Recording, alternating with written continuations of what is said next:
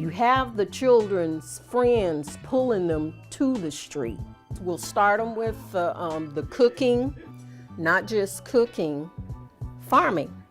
Okay, come on and sign in, and if you would, put that comb up, because this is gardening class, it's not hair class, okay? I am gonna put it away. Okay. We got a girl! Yay! It's a miracle! That's a clip from 16 Seeds. It's one of the over 50 films in this year's Minority Health Film Festival, sponsored by Milwaukee Film and freighted in the Medical College of Wisconsin. The festival runs from September 10th through the 24th. And here to tell us about it is Gerard Blanks, the Cultural and Communities Director of Milwaukee Film. Welcome back, Gerard. Hey, how you doing? Doing fine. Tell me about the festival. So this is our second year. Excited to be back, even though we're in the virtual realm. But it's actually kind of exciting this year because we've expanded from what was I think it was 8 or 9 films in year one. We are now at 51 films in year 2. So we have just right around 30 feature films and just over 20 short films. So it's really exciting. And it's 2 weeks. It's September 10th, starts Thursday, September 10th, and runs through Thursday, September 24th. So it's really expanded this year, and that was out of necessity. The great thing, though, is in the past, you had to come and watch a film at a particular date and time. And if you missed it, you just missed it. This year, you can watch a film at any point during the 2 weeks of the festival. So it really breaks down that barrier of time and even geography, because you're going to be watching most of these at home. So it's really exciting. You know, we didn't initially set out to do this, but you know, the particular conditions that are present in our world today forced our hand, but we've made the best of it, and it's really an exciting program. So you'll be able to watch any of the films anytime because they'll be streaming, actually. Yeah, so we have this platform that we're using. It'll remind you of Netflix and Amazon Prime, any Hulu, any platform that you use to stream movies. It'll look just like that. And what'll happen is you'll select a film, you'll basically rent it, you know, you get 48 hours to watch it.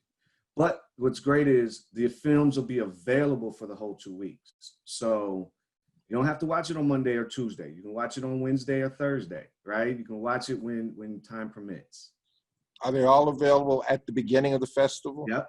Okay. Yeah, that was important to us. Some festivals do it differently. It was important to us, though, to make all of the films available at the same time. We didn't want to constrict your viewing opportunities to a particular day. Like, these films are available this time, and these films, they're all available on the 10th. Okay. Well, tell me about 16 Seeds. 16 Seeds is actually kind of interesting. It's a 20-minute short about community farming, and it reminds me a lot of this film we showed a few years back at the festival. Can you dig this, or is it Can You Dig It? I always get confused.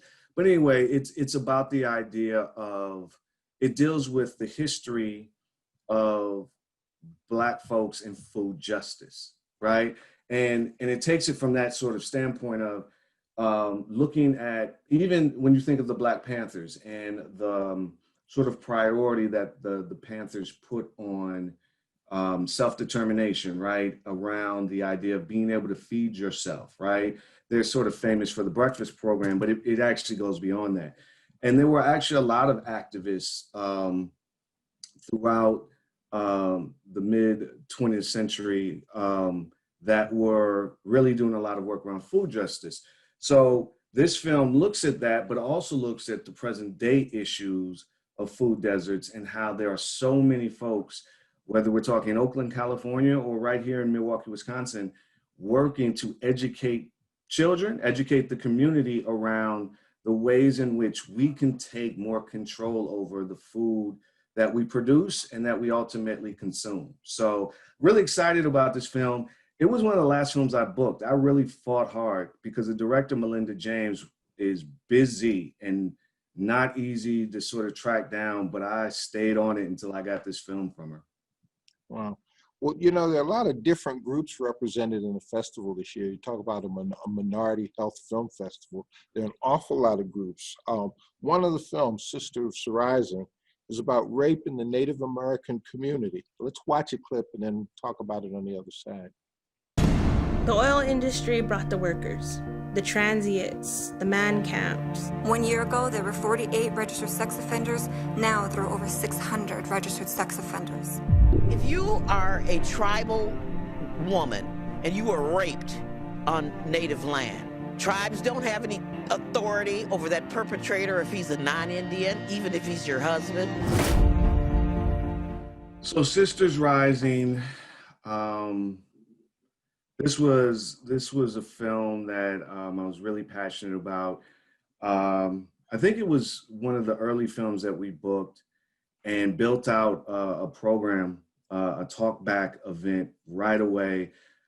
So the film is about, it follows several different women, and it talks about, and I don't want to give too much away, but it deals with this issue of tribal sovereignty and two issues. There's personal sovereignty and tribal sovereignty, but this idea that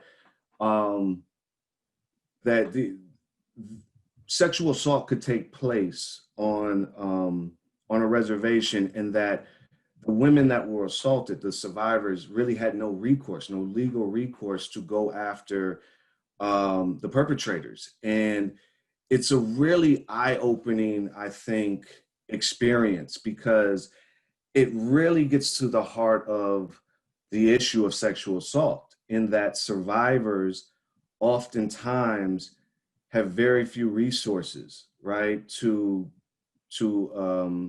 adjudicate this crime that has been committed against them. But then it takes it a step further and really connects it to the issue of women of color, particularly Indigenous women, and how their situation is even worse. And so what was really important about getting this film, besides the fact that it's a great film, is that our own U.S. Congresswoman Gwen Moore is in the film. And so she's going to be a part of the talkback. Originally, this was going to be done at Sojourner Family Peace Center back, I think, in March. And because obviously of COVID, it had to get canceled. And it, just our luck, the film and then the event with the film sort of fell into our lap.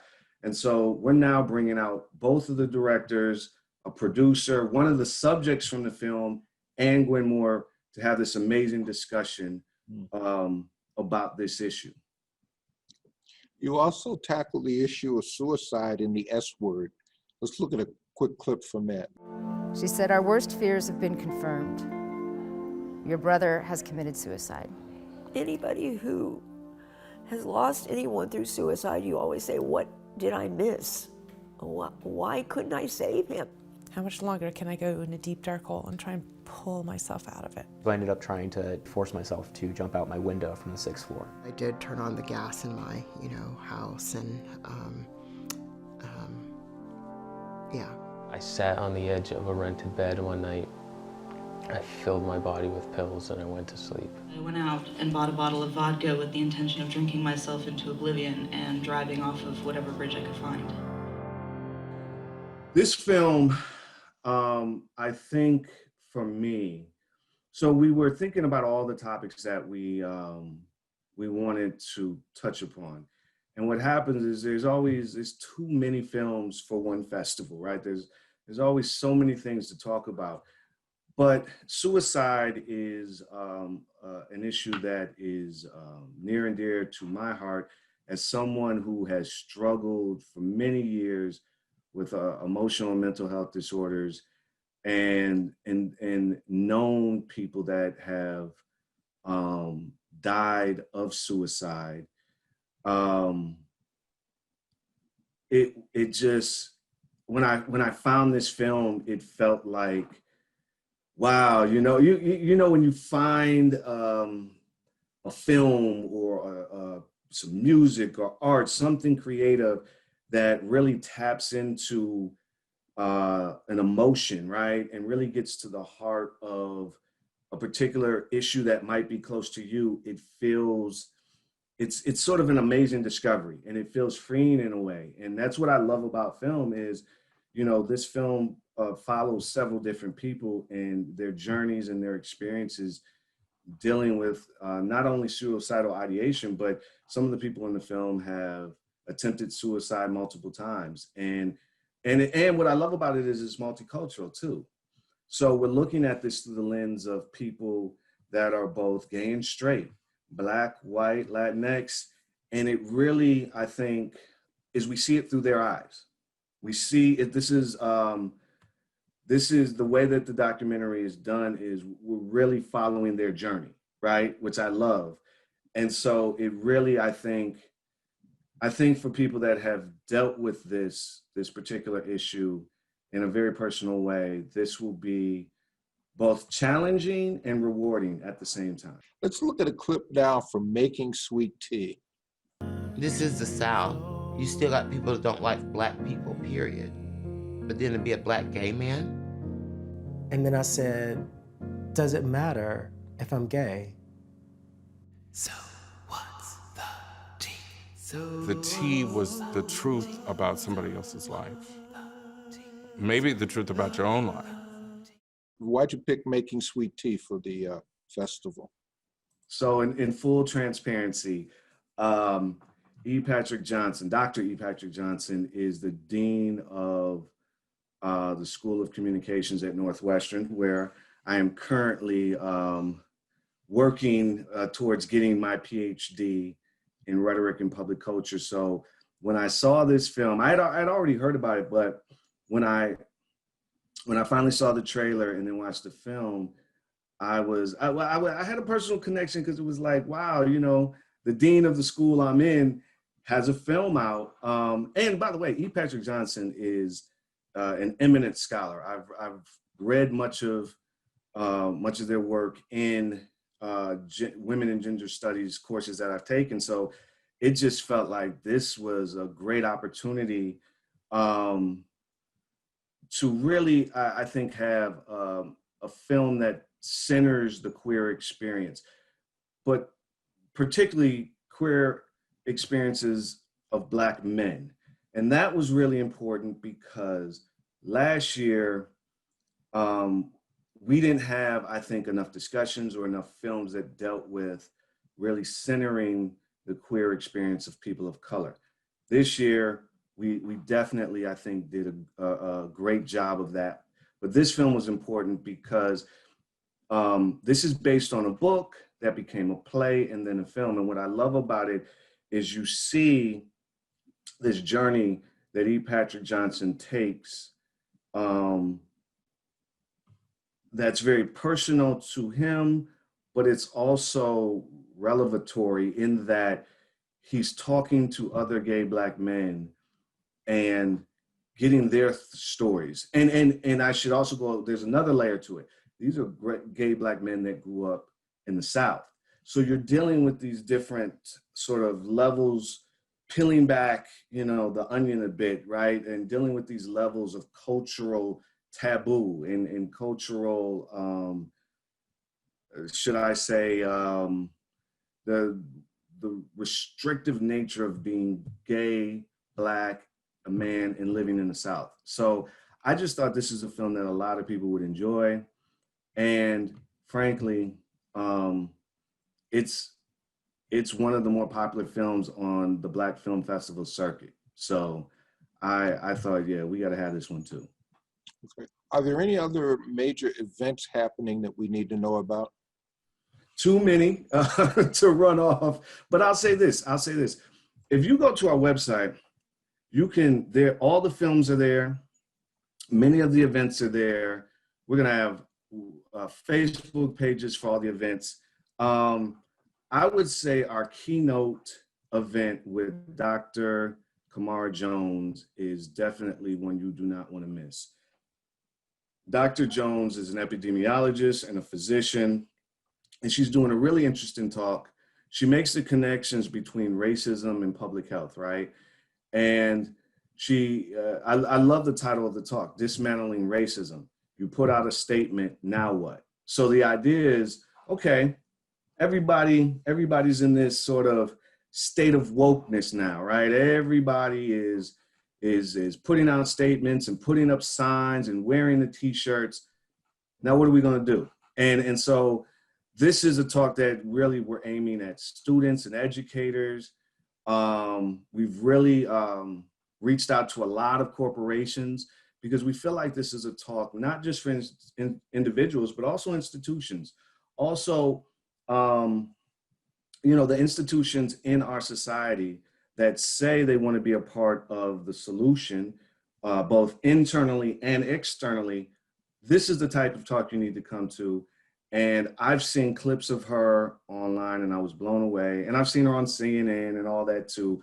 But I just think people are gonna really be in awe of how amazing she is at communicating really challenging subject matter. And it's a virtual presentation. So we're gonna have time for Q&A at the end. So I definitely think people should register and make sure you show up for that.